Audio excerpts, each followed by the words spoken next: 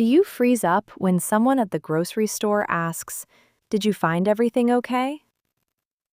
Like, you just stand there, maybe give a little nod, maybe say, and hope for the best? Yeah, we've all been there. Today, we're going to fix that. That's right. Welcome to Real World English. I'm Fred. And I'm Hannah. And today, we are talking about something that, you do this every single week, right? Grocery shopping.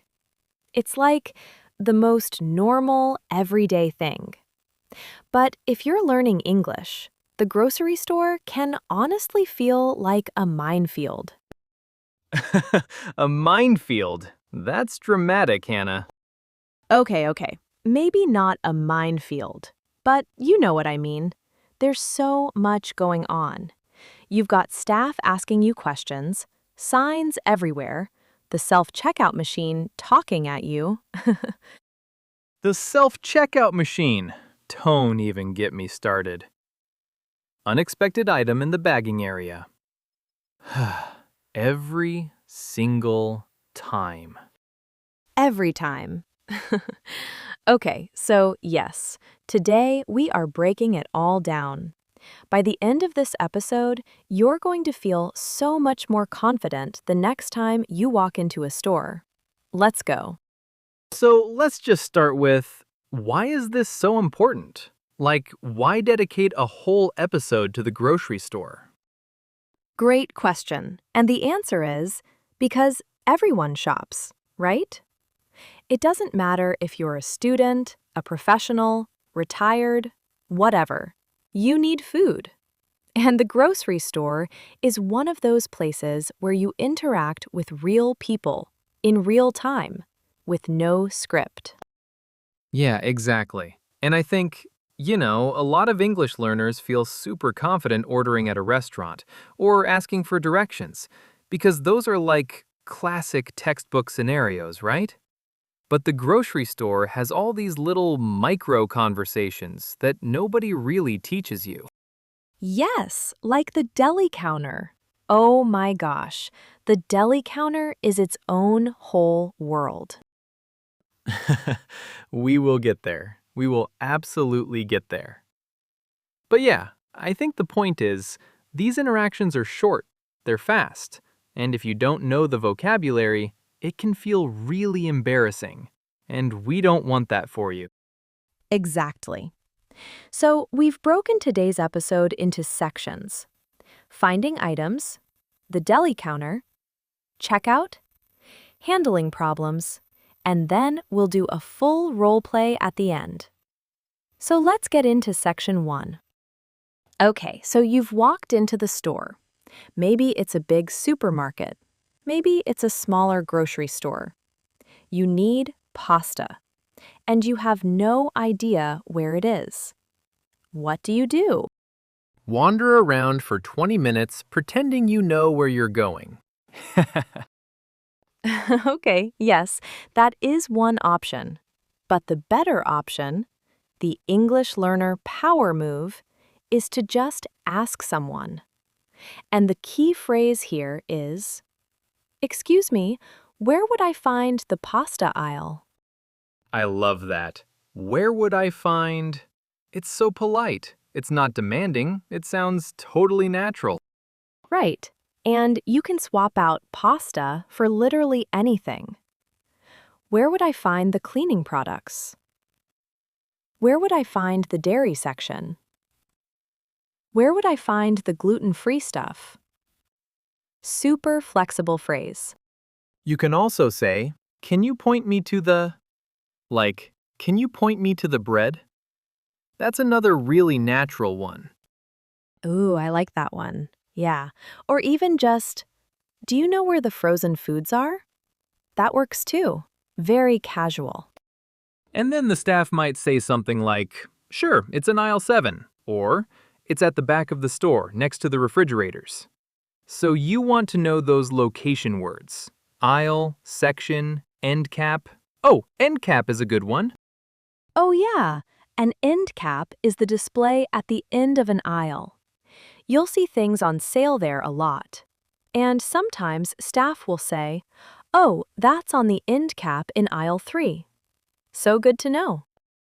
And if you didn't catch what they said, which, by the way, totally happens, you can say, "I'm sorry, could you say that again?" Or, "Sorry, I didn't quite catch that." No shame in asking twice. No shame at all. Honestly, even native speakers ask people to repeat themselves. It's fine. Don't be embarrassed. Okay, Fred, the deli counter. Here we go. This is the one that trips people up the most, I think. Because at the deli counter, it's a back and forth conversation. There's a real human being. They're asking you questions, and it's a little bit more interactive. Yeah, and the vocabulary around weights and cuts is so specific. Like a pound of turkey. If you're not used to the imperial system, that alone is confusing. Totally. So let's break it down. When you walk up to the deli counter, someone will usually say, "Can I help you?" Or, "Who's next?" And then you order. The basic structure is the quantity, then the item. Right, so, "I'd like a pound of sliced turkey, please." Or, "Can I get half a pound of the provolone?" Oh, or for the meat counter, "I'd like 2 chicken breasts." And then you might add how thick you want it cut, or whether you want it boneless. Yes, so some useful phrases there. Thinly sliced, thickly sliced, boneless, skinless. And the staff might ask, "How thick would you like that?" And you can say things like, "Pretty thin, please," or "Medium thickness is fine." And they might also offer you a sample, like, "Would you like to try it?"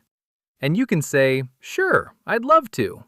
Or just, "No thank you, I'm good." Either one is totally fine. Oh, I always say yes to samples. Free food. Obviously. Now, the weight thing. In the US, you're typically working in pounds and ounces. So a pound is about 450 grams. Half a pound is about 225 grams. And you'll also hear a quarter pound. That's about 115 grams. And don't worry too much about being exact. Like, if you say, "I'd like about half a pound," they might say, "Is 0.52 pounds okay?" And you just say, "That's perfect." Easy. Exactly. Nobody's grading you. They just want to help you get your food. All right, so you've got your items, you've navigated the deli counter like a champion. Now you're at the checkout. And this is where that question comes in from the hook. Did you find everything okay? The dreaded question. And the answer is so simple. If everything was fine, you just say, "Yes, I did, thank you." Done. Or, "Yeah, I found everything, thanks." Super casual. And if you didn't find something, you say, "Actually, I was looking for X, but I couldn't find it." And then they might tell you where it is, or call someone to help you. Perfect. Now, other checkout vocab. Coupons. If you have coupons, and by the way, coupons are big in the US, you want to say, "I have a coupon for this," and hand it over or show it on your phone. The cashier will scan it. Yep. And they might ask, "Do you have a loyalty card?" Or, "Are you a member?" Which is basically asking if you have their rewards card. You just say yes and scan your card or app. Or say, "No, I don't," if you're not a member. No big deal. Right. And then there's the bag situation. In a lot of places now, bags cost extra. The cashier might ask, "Do you need bags?" Or, "Did you bring your own bags?" You can say, "Yes, please, I'll take 2 bags." Or, "No thanks, I brought my own." Very straightforward. And paying, if you're paying by card, they'll usually tell you to go ahead and swipe or tap your card. And sometimes the machine will ask you questions like debit or credit. Just press the button on the screen. Easy. And if you're paying cash, you might hear, "Your change is $3.47. And then just say, "Thank you," and you're done. We love a simple transaction. Okay, so now let's talk about what happens when things go wrong. Because sometimes they do, right? Wrong price on the shelf, an item that's expired. Maybe you got home and realized you were charged twice for something. This happens, and I think a lot of English learners, honestly, a lot of people in general, just let it go because they don't want the awkwardness. But knowing what to say makes it so much less scary. Exactly. So let's say the price on the shelf said $2.99, but the register charged you $3.99. You can say, "Excuse me, I think there's a mistake with the price." Or, "The shelf said $2.99, but I was charged $3.99. Can you check that?" Very calm, very clear. And they'll usually fix it right away.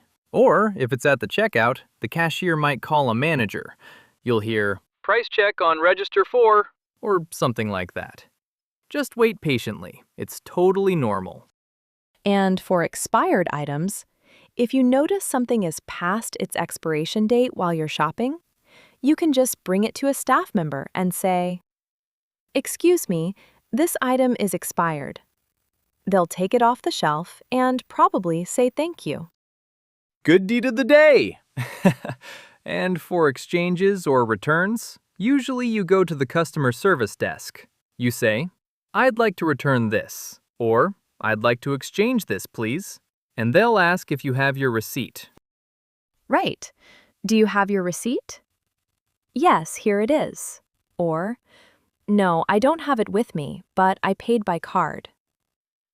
A lot of stores can look up purchases by card now, so that's handy to know. Key phrase there, "I paid by card." Very useful. Love it. Okay, I think we are ready for the big moment. The role play. All right, let's set the scene. You've just finished shopping. You've got your basket. You head to the checkout. I'm the cashier. Here we go. Hi there. Hi, did you find everything okay today?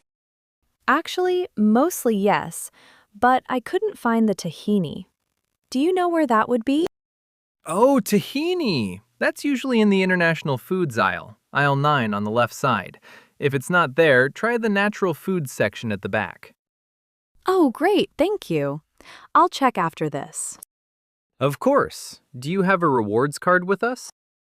I do, yes. Let me find it in my app. Here it is. Perfect. I'll scan that.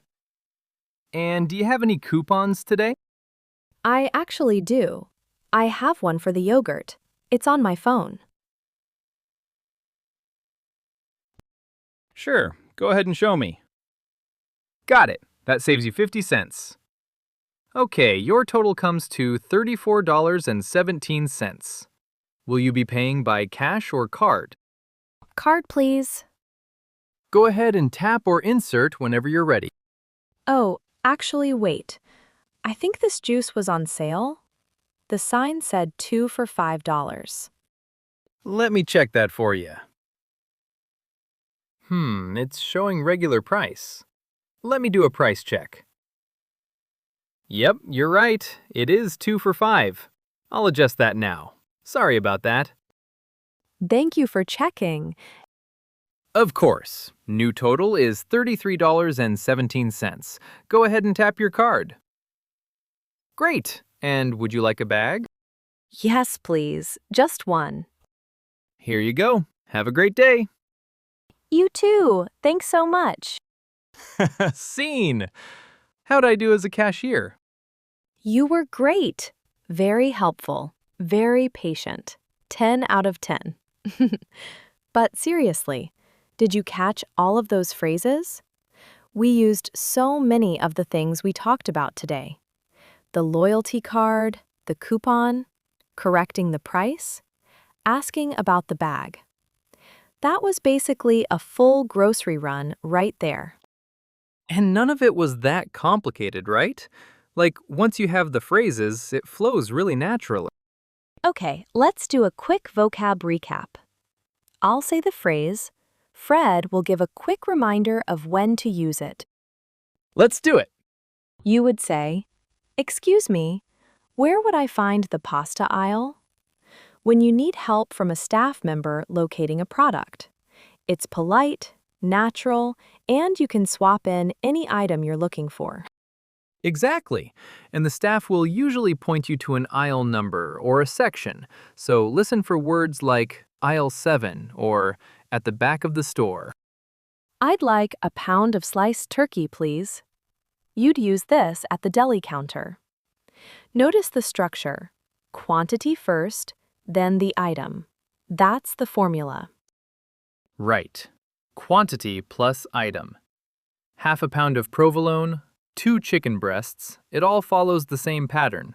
Simple once you see it. Thinly sliced or thickly sliced. These are the phrases you use at the deli when the staff asks how you want your item cut. You can also say, "Pretty thin, please," or "Medium thickness is fine," for a more casual feel.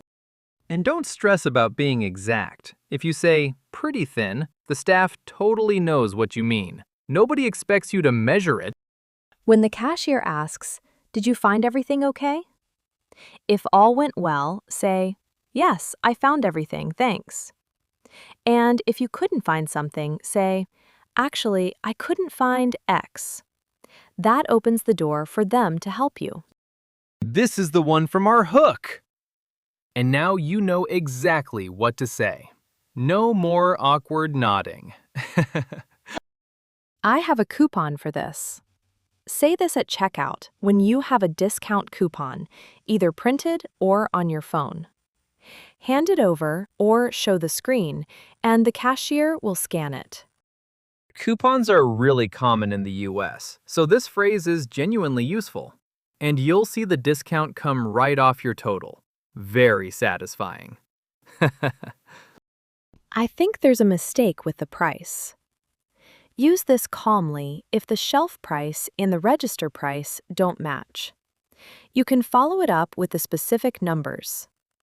The shelf said $2.99, but I was charged $3.99. The key word there is I think. It sounds polite rather than accusatory. You're flagging a possible error, not making a complaint. That tone goes a long way. "I'd like to return this," or "I'd like to exchange this, please." Head to the customer service desk and open with one of these. They'll ask if you have your receipt, and you can say, "Yes, here it is." Or, "No, but I paid by card." And I paid by card is such a useful phrase to have ready. Stores can often pull up the transaction without a paper receipt. Super handy. Beautiful. 7 key phrases. Write those down, people. Okay, so your challenge for this week, and we always give you a challenge because passive learning only gets you so far. Your challenge is go to a store and use at least 3 phrases from today's episode. Yes, and it doesn't have to be perfect. You might stumble. You might forget a word. That's totally fine. The goal is just to try. Every time you use real English in a real situation, you level up. And if you do the challenge, come let us know in the comments. We love hearing from you guys. Tell us which phrase you used, how it went. Honestly, even the funny or awkward moments. We want to hear those too. Especially the awkward moments. Okay, that is it for today's episode of Real World English. Thank you so much for listening. If this helped you, please give us a like, subscribe if you haven't already, and share this with a friend who's learning English. It really helps the channel grow. We'll see you in the next one. Bye! Take care, everyone!